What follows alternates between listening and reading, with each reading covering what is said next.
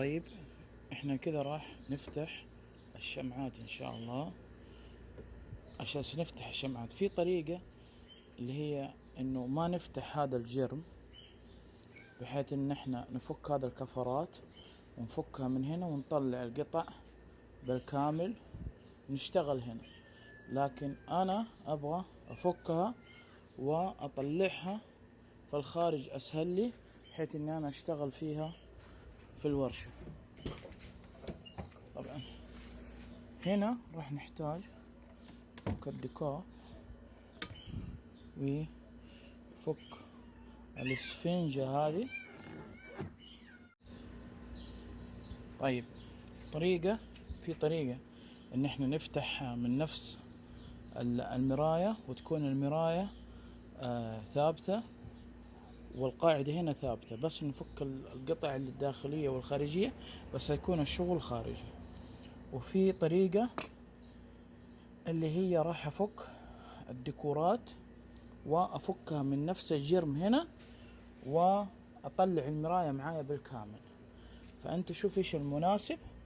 انا عندي اسهل هي هذه كذا، عشان بشتغل فيها بداخل الورشة. كل اللي هحتاج حبة رقم 10.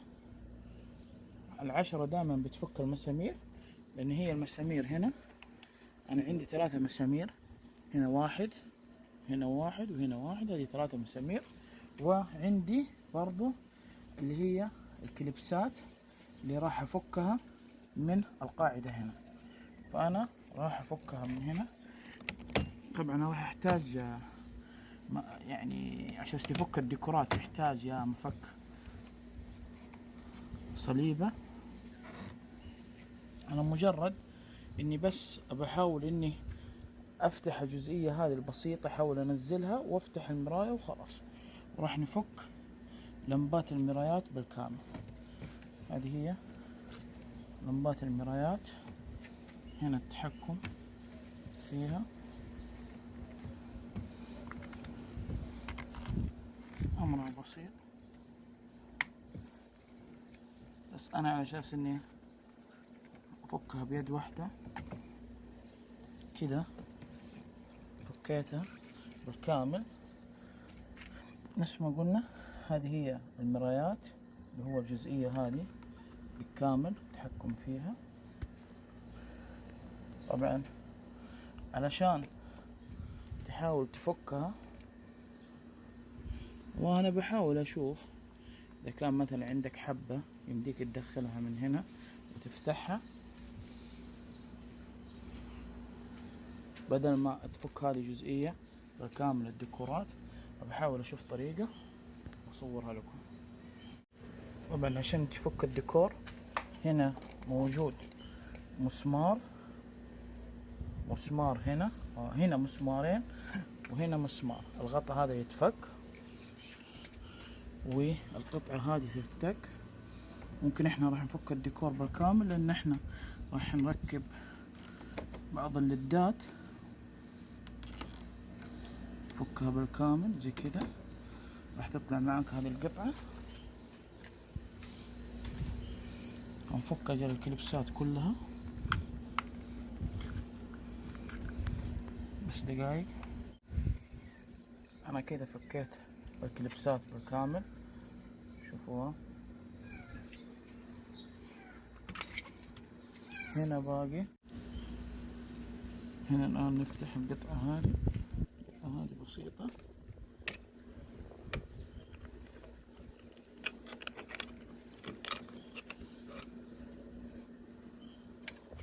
هنا كمان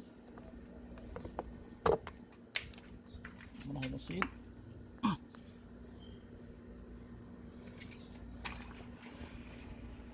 هنا يكون في مسمارين، وهنا في مسمار فقط. والكليبسات من هنا راح تفتك معاك على طول. راح تكون زي كذا، بس معلش اساسا بيد واحدة. هنا مسمار فكه راح يطلع معه. الآن لما فتحنا الديكور حق الباب ثبته كذا، هذه سلاك المراية، هذا اللي راح نفكه. هنا عندي هذه سلك كاميرا انا مركبها هنا 360 درجة. طبعا راح تكون زي كذا. فتحنا هنا المرايات بالكامل ونشتغل عليها مراية مراية.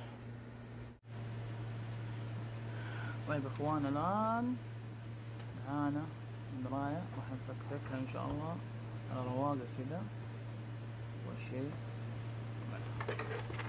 اول حاجة اللي هو الكفر هذا راح يتفك، ان يكون فيه كلبسات.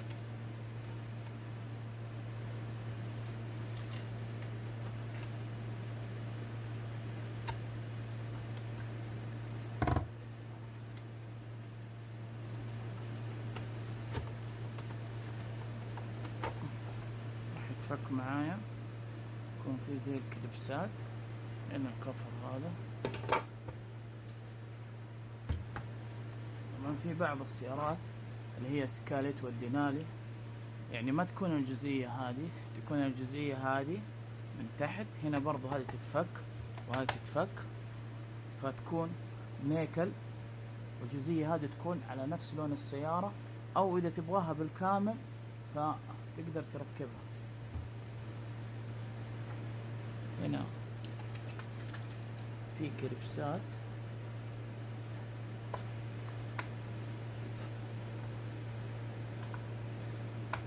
انا زمان الصراحة فكيتها اساس نركب فيها المراية، نركب فيها الكاميرات قبل سنتين تقريبا. هنا عندي كليبس، هنا برضو في كليبس، تطلع معك حبة حبة.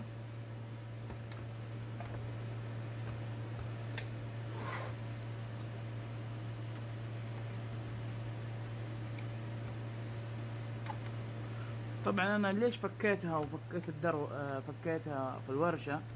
علشان تعرفون احنا دخلنا على الصيف ودرجة الحرارة اليوم كانت عالية مرة. نتكلم احنا عن 51 و50، فجدا عالية. في هنا كلبسات راح نفكها.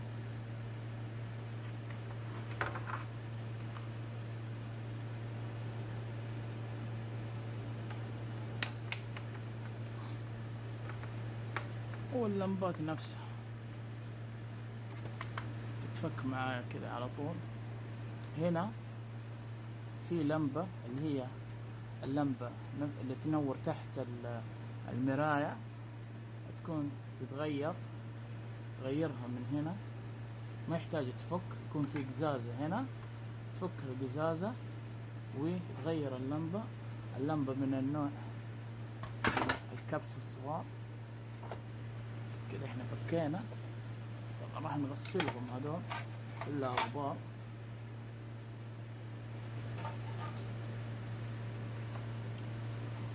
هذه المراية، هذه الكاميرا اللي اقول لكم عليها، انه ركبناها 360 درجة، فكيناها وحفرنا هنا في المكان هذا.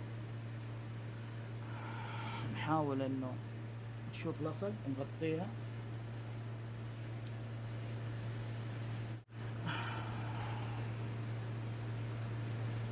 طبعا هو الماكينة هنا، فلازم نفك كل الأجزاء اللي موجودة هنا في كل مكان. حتى هنا برضو في كفر، وفي هنا برضو مراية، أساس نفك المسامير هذه، أو بالزردية نضربها من هنا. ولكن خلينا أول شي نفك المرايات. طبعا في هنا كليبسات لازم نفكها بشويش. هنا اللي هي السخان، لأنها هي ملصوقة، ما هي مثلا مثبتة أو حاجة، لا هنا فلازم نكون حبة حبة بشويش عشان نفتحها.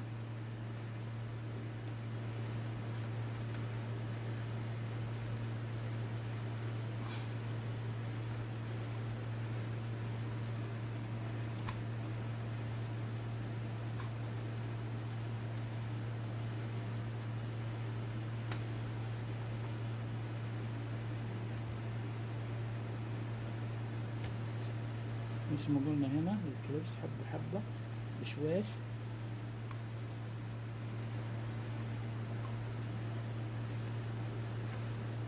كده ينفتح معايا. وهنا برضه في كليبس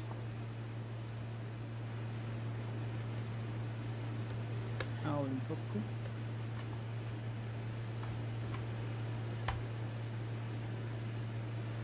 حاول يكون في زرادية معاهم.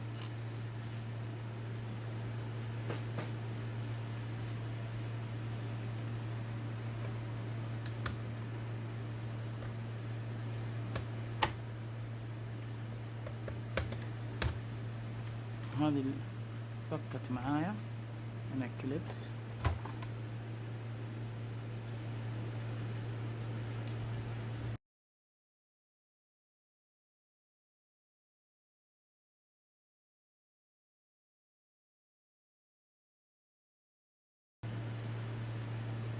كده فكينا الكليبس.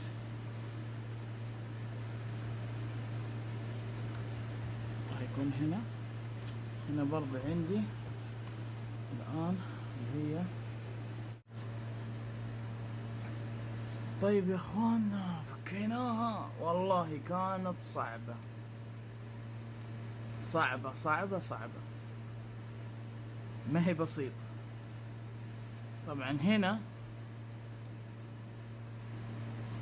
معايا فيها زي المساكات، تمسك من هنا ومن هنا ومن هنا.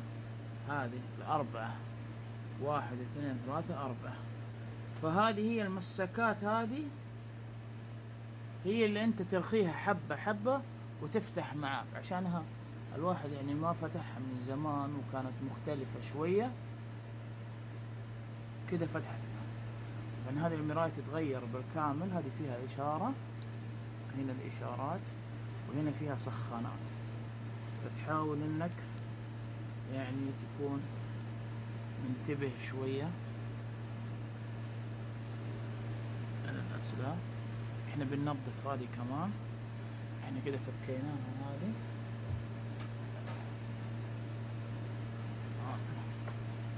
لسه باقي راح نفك المسامير هذه بالكامل. هنا 4 مسامير راح نفكها، نشوف المقاس كام.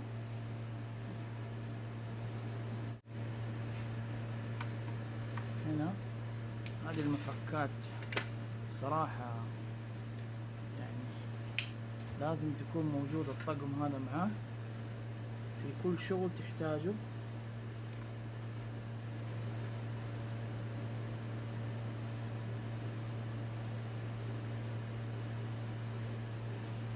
هذا مناسب.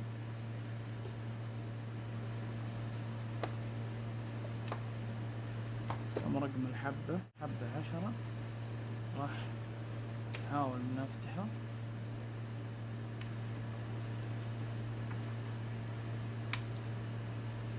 الفك هذا موجود معانا. هذه من ضمن الأشياء اللي جبناها بكل سهولة.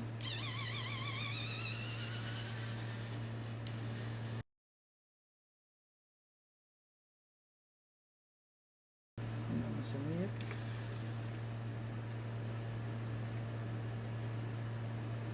وهذه فتحت 4 مسامير، 2 طوال 2 صوار.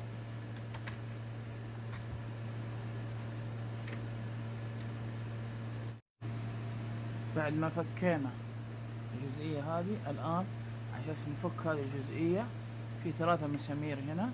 المسامير هذه يبغالها طق. هنا 1 2 3 بس ضربة أو ضربتين بحيث انها تطلع وتكون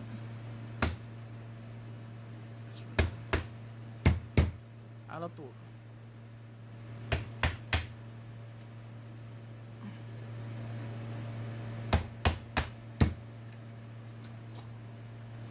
تطلع معايا. طلعت معايا هذه المسامير.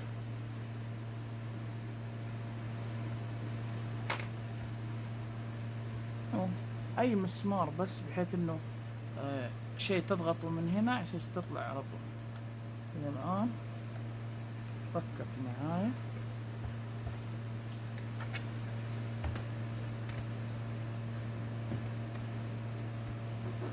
بنحاول الحين نطلعها. في هنا هذا اللي هو زر، هذا اللي هو الكليبس حق المواتير حق المحرك، هذا اللي يتحرك يمين ويسار، هذا هو. نحن الآن نحاول نفتحها حبة حبة حتى تطلع.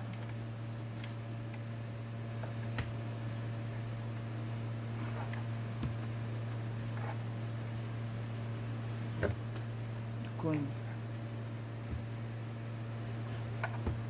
معانا المحركات.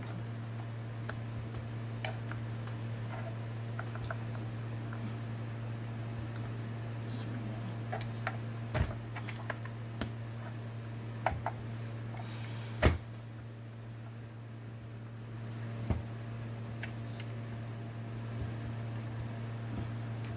في هنا عندي اللي هو كليبس حق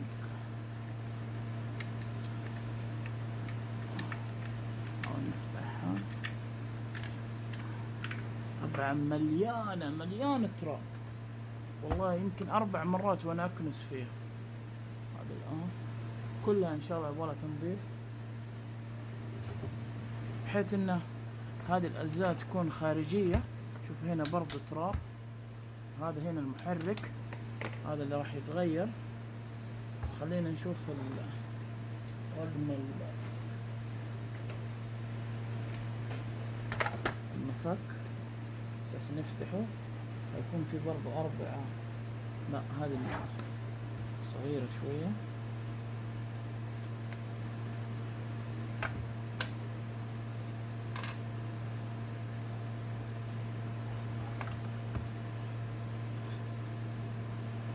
هذا مناسب رقم 15.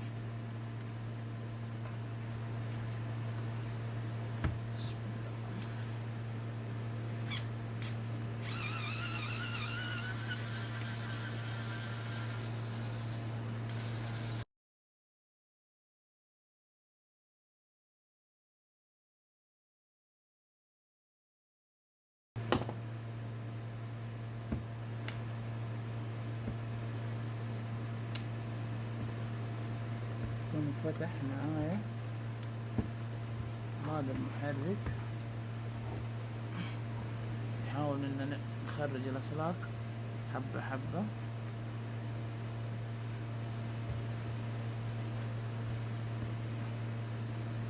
لا اقول لكم كمية التراب اللي فيها.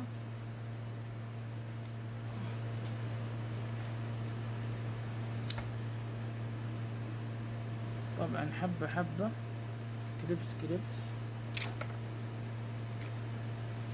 كامل. هنا هذه القاعدة الكامل.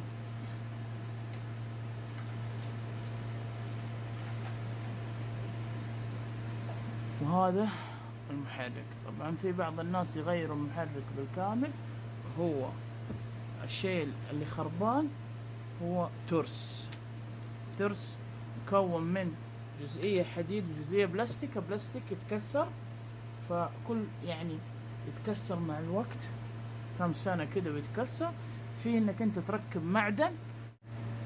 اخوان كانت الصراحة متعب جدا، صعب انك تفكه لين ما يعني الاماكن هذه 1 2 3 4 حاولنا نوسع الفتحة، لانه ايش فيها منطقة زي الضغاط كذا. هذه من القطع هذه لو مثلا نظفناها راح تبان، فوسعناها. بعدين راح نقفلها بحيث اننا نحاول نفتح يطلع معانا. والحمد لله طلع معانا.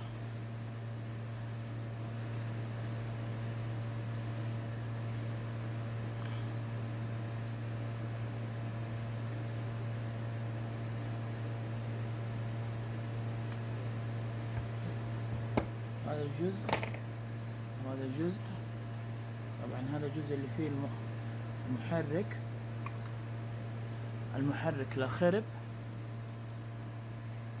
تغير هذا المحرك، موجود القطع الغيار حقته، يركب هنا. هذا الجزء برضو مهم، هنا داخله في التروس، وفي هنا برضو هيكون في صعوبة شوية، في هنا زي النابض او سوستة.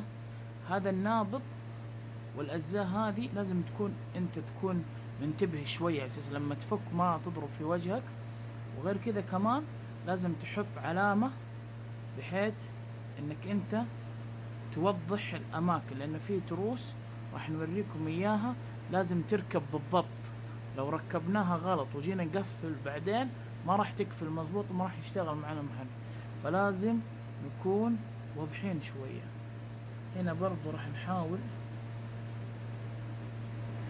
ان احنا نفتح هذه.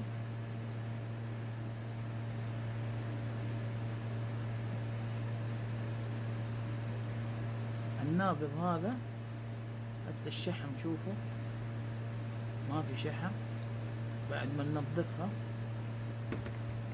راح نشحمها بالكامل وننظفها ونظبطها. لكن هنا نحاول احنا الان نفتح هذه، برضو هنا فيها شوية صعوبة.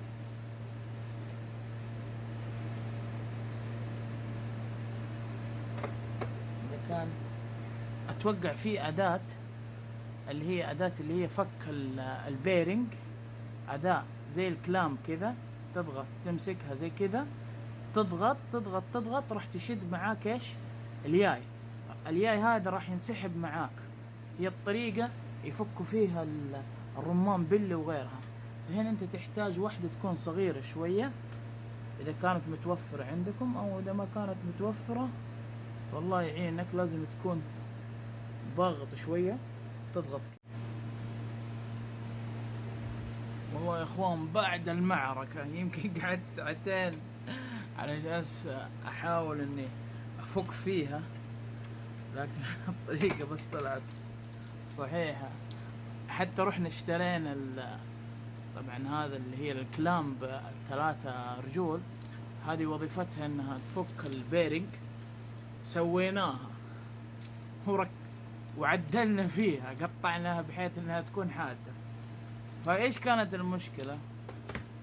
المشكلة انها تنضغط، يعني حتى سويناها في اكثر من كلام، عندنا اشكال وانواع بتنضغط، لكن نفس الحديدة هذه تضغط عليها فما تقدر تلف، فلازم تكون في قطعة ثانية. لكن كيف سويناها؟ امر بسيط، بدل التعقيد هذه كل اللي تحتاجه زردية، وتكون بس يعني تكون شوية حويط يعني، او انك تكون شوية مركز، بحيث انك ايش تسوي؟ هتضغط كذا عليها وتضغط عليها وعلى نفس الحديدة كذا تمسكها، ونضغط على نفس الياي هذا، ونلف يمين لين اتجاه اللفة. يعني لو جينا شفناها اتجاه اللفة كده موجودة، المكان اللي هو زي القفل، نضغط عليه زي كده ونلفها، هتطلع معانا بس بشوية شوية، لأنه الزنبرك أو الياي جدا قوي، بحيث انه ممكن لقد يضرب في وجهك او يكون ارتداد. ولازم تكون مثلا يا اما يكون عندك ملزمة، او تكون اللي هي ما اعرف ايش يسمونها والله، بس يسموها ملزمة، او انك تثبتها برجلك، بس تخاف على رجلك شوية، لانه والله انا تجرحت فيها ورجلي برضو بغت تتجرح، لكن الحمد لله. فتثبت رجلينك هنا، وبالزردية هذه الطويلة تمسك من فوق وتضغط شوية وتلف على طول، هتلف معك على طول. وذا الدروشة هذه كلها ما اخذت حتى مني يمكن دقيقة ولا سويناها، ولا قاعدين نسوي التجارب هذه كلها يمكن لنا 3 ساعات أو 4 ساعات. رحنا دورنا المحلات ورحنا شفنا أشياء، حاولنا نشوف أدوات إن نقدر نفكها، ولكن ما قدرنا. الحمد لله فكيناها. الآن بس نرتب الأوضاع وبعدين يجيكم.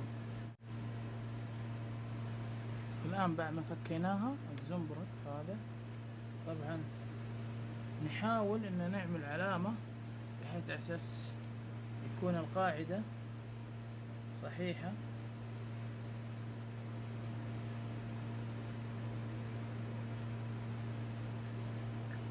لأنه إيش هي نفسها تكون يا إما للقفل زي كذا أو للفتح، يا إما تكون تقفل أو تفتح، فلازم نكون منتبهين شوية على أساس نفتحها حبة حبة. في أجزاء كمان لازم ننتبه لها شوية. هذا القطعة في عندنا بعض الأجزاء مشكلة جدا ناشفة ناشفة ناشفة،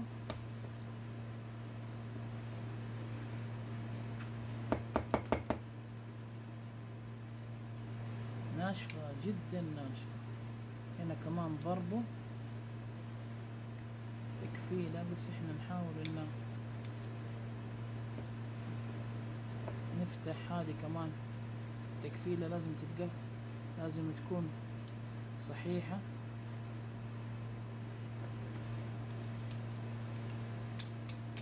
التروس الداخلية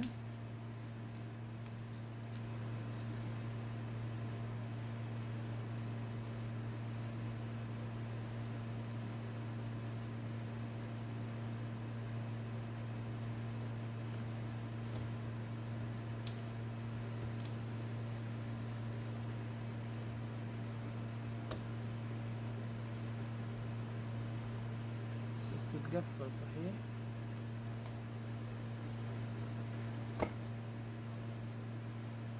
هنا ليها مجرى، المجرى لازم ننتبه. هنا الآن هنا القطع اللي دائما تكون متكسرة، شوفوا شايفينها يا اخوان،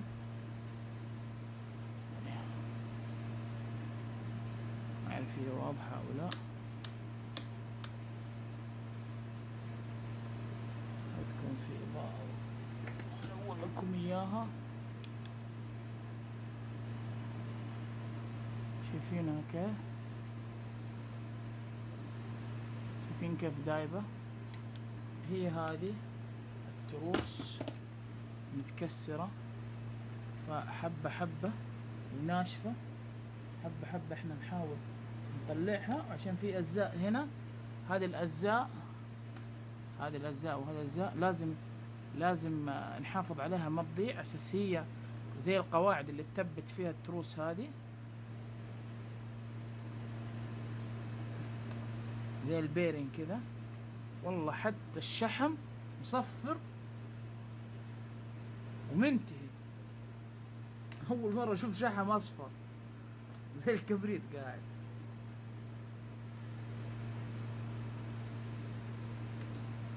شايفين؟ هذه هي السنون المكسورة، فلما تنكسر أو جزئية منها ينفلت فنفس القطعة تجلي. شايفينها؟ نفس القطعة تجلي.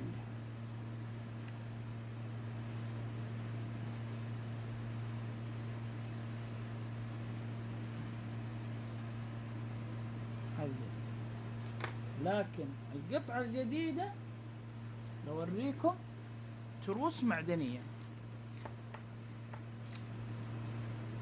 طبعا ليها فوائد وليها أشياء، ليها طريقة في التركيب فيها إشكالية شوية.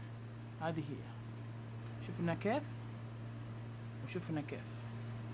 هذا البلاستيك، طبعا هذا معدن وهذا معدن، لكن هنا الفرق اللي هو الترس هذا اللي هو محفور انه معدن بدل البلاستيك. طبعا في منه بلاستيك تقدر تركب، ولكن انا افضل المعدن.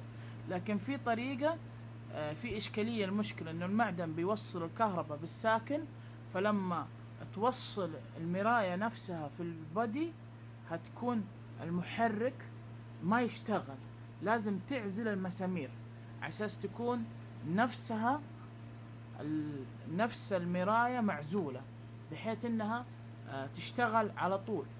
ما اول ما تركبها ما راح تشتغل معاك، لكن لو دفيت المسامير شوية راح تشتغل. ترجعها على البودي راح ما تشتغل. فهي المشكلة انه هذا الترس بيوصل الكهرباء بالكامل، والمحرك هنا بيوصل الكهرباء موجب وسالب، فما راح يشتغل معاك نهائيا. تكون زي كذا الترس معانا. بس اول شيء راح ننظف الدنيا هذه وننظف الشحم هذا كله بالكامل، وبعدين نرجع بالكامل. هذا جزء. في عندي جزئية كمان هذه لازم شوية تنبيه، لازم ننبهها. قواعد هذه نعرف فين مكانها، ليها قواعد تثبت كذا بحيث ايش، علشان نعرف المكان الصحيح.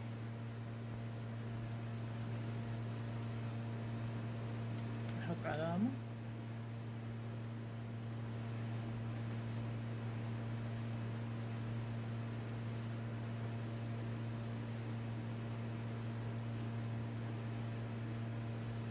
والعلامة هذه للتنبيه.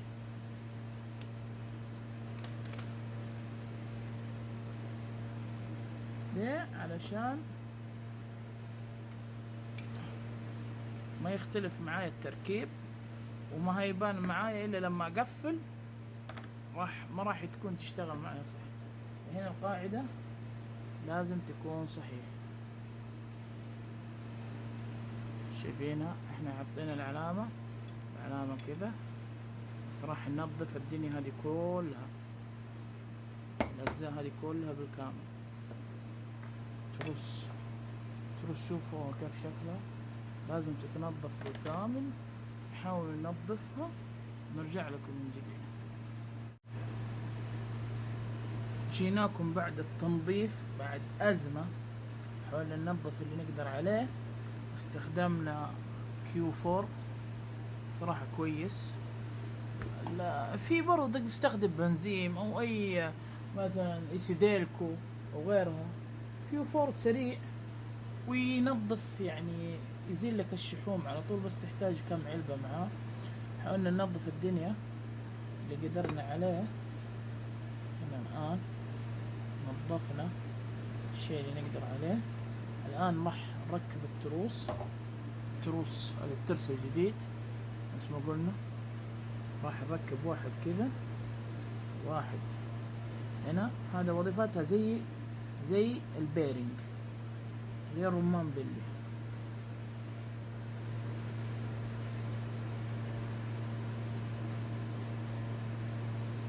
طيب نحاول ان احنا نثبته زي الناس، نحطه في المكان الصحيح.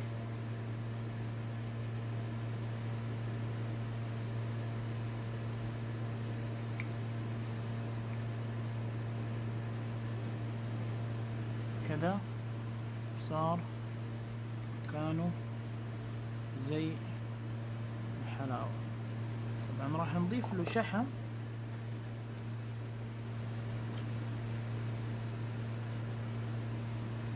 نروح نضيف له برضو Q20 كويس.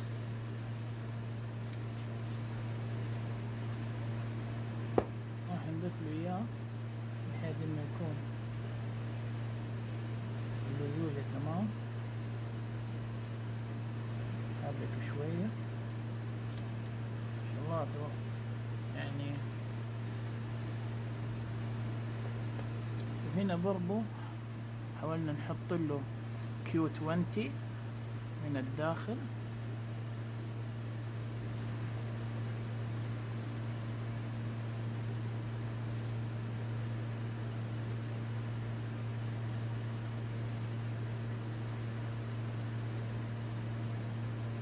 Q20 انه زي المزيت وجدا ممتاز. اذا كان صار فيه مشكلة في البيرنج تعرف انه المحرك يكون فيه بيرنج وفيه أجزاء دوارة.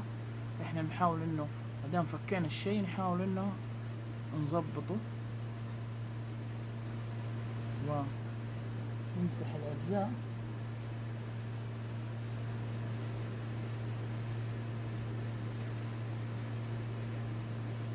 كل الأجزاء الداخلية. هنا طبعا المجرى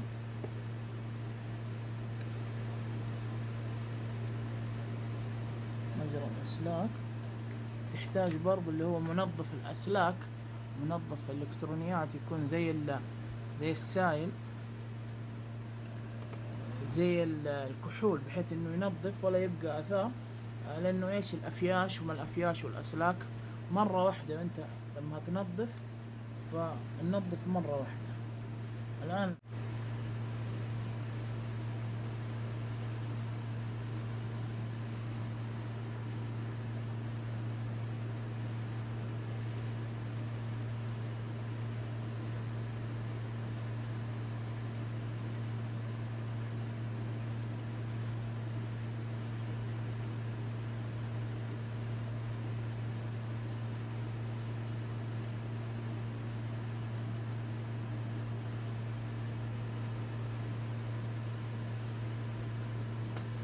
نحط هنا كمان.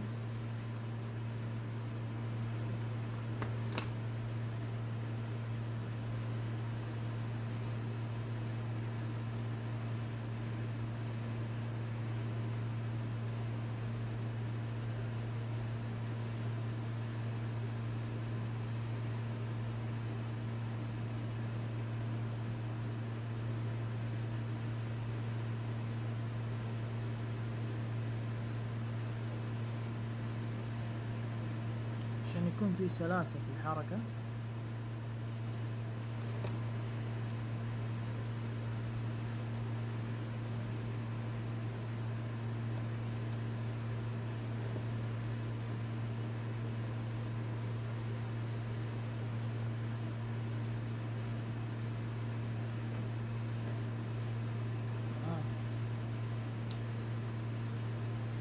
حاول اننا نلفه لين ما يركب في. هنا ضفنا لها شحم،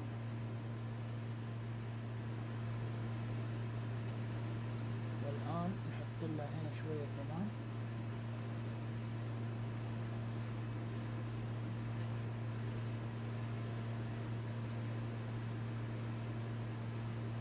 هنا كمان.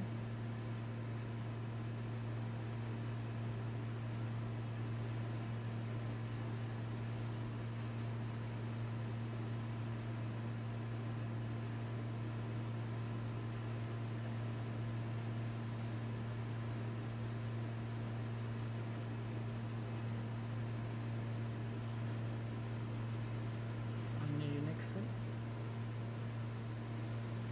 بسم الله.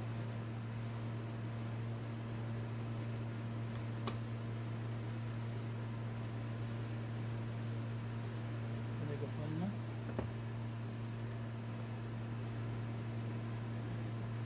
نحط شوية شحم.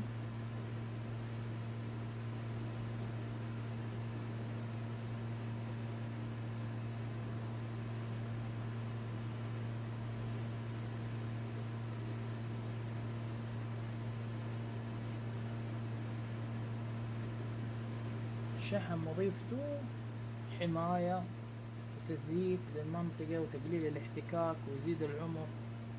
التشحيم مهم لأي أجزاء متحركة. هنا احنا شفنا كيف الموديل قديم 2007، فقديمة جدا، حتى الشحم لدرجة انه صلب وصفر.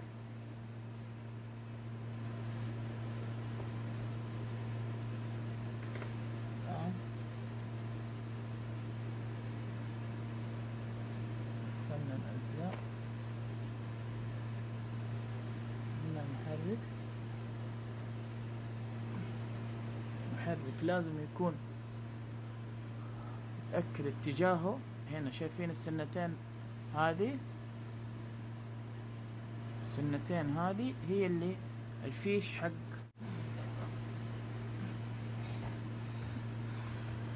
بس حابة أتأكد من حاجة،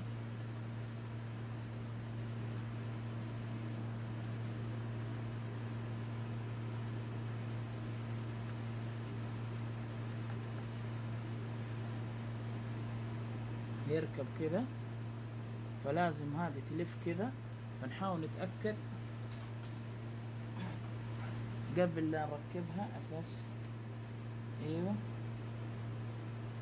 تمام صحيح.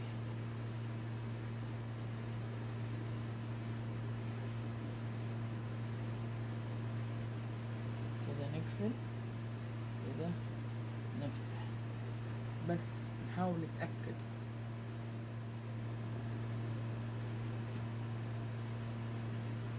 الآن نقفل، طريقة القفل برضو نضغط وراح ونرجع ليكم بإذن الله.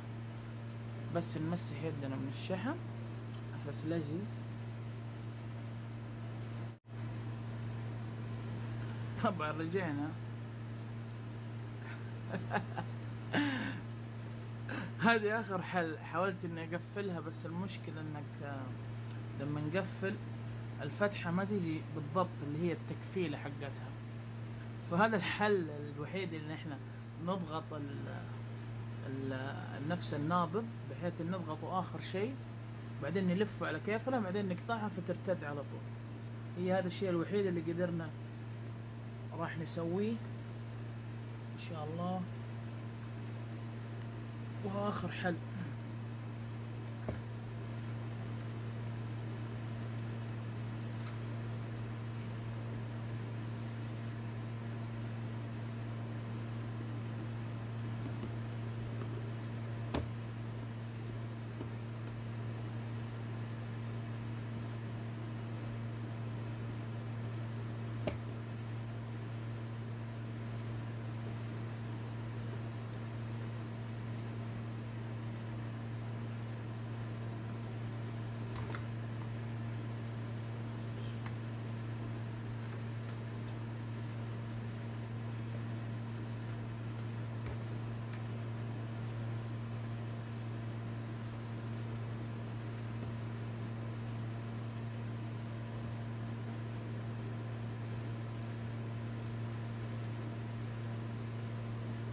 نحاول ان نضغط النابض الى اخر شيء ممكن على اساس بعدين نقفله.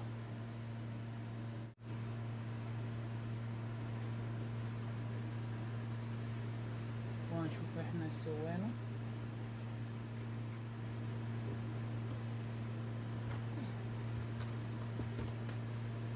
ضغطناها لاخر حاجة. طبعا انتهينا الان، قفلناها. الان باقي المحرك، بس ما قلنا المحرك اتجاهه كذا.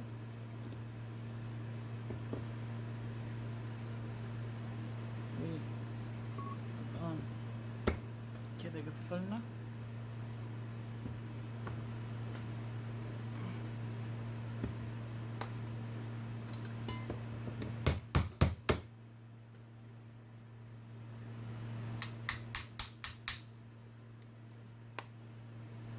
قفلت.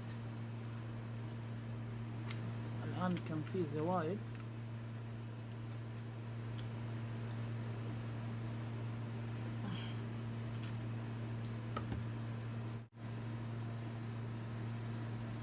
الآن بعد ما قفلنا المحرك ودخلنا الأسلاك من هنا كلها بالكامل، وهنا ثبتت القاعدة، راح نثبت المسامير بالكامل. هنا لما قاعد اتكلم واقول لكم لازم نركب عليه تيب اللي هو نفس حق المواسير. ليه؟ عساس نعزل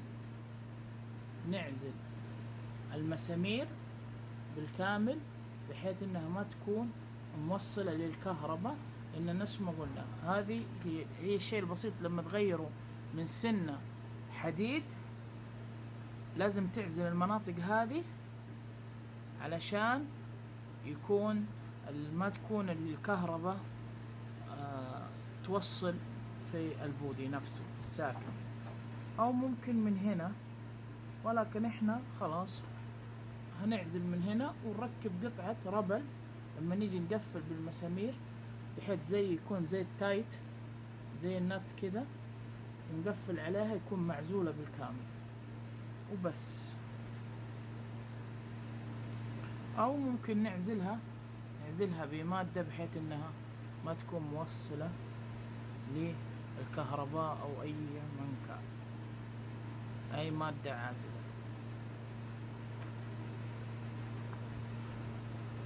الان بنحاول نقفل كل حاجة ونرجعها زي ما كانت.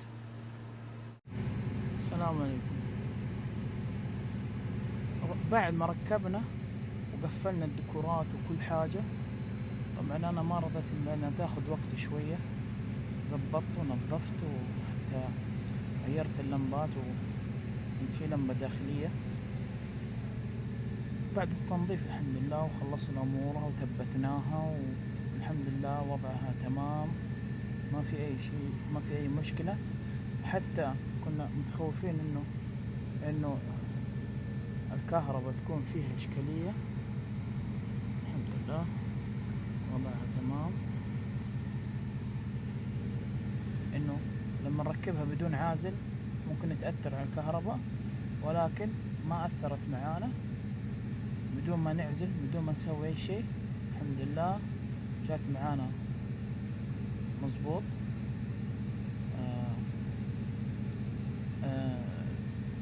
ما حبيت اني اطول المقطع التركيب والتكفيل ودي، لان هي نفس اللي فتحناه، نفس لما فتحنا هنعكس احنا بالتكفيل، والتكفيل امرها بسيط بالكامل.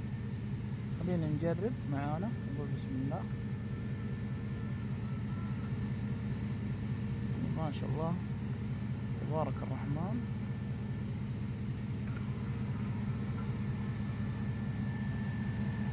اشتغلت وضعها بالتمام.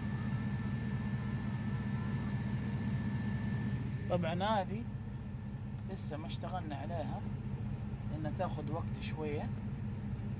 قلنا نشتغل فيها إن شاء الله بكرة وحاجة، لكن نفس الطريقة اللي راح ركبنا وسوينا نفس هنا بالضبط هي راح تكون في الجهة الثانية، على أساس ما نطول في المقطع ولا يكون ممل، بحيث إنه الناس تاخذ الفائدة منه، طريقة التركيب وطريقة إصلاحها، بدل ما مثلا يعني تكون المبلغ كبير شوية 400 أو 300، أنت القطعة ما تكلف عليك مبلغ بسيط 50-60 ريال، وراح تقعد معاك مدة كبيرة.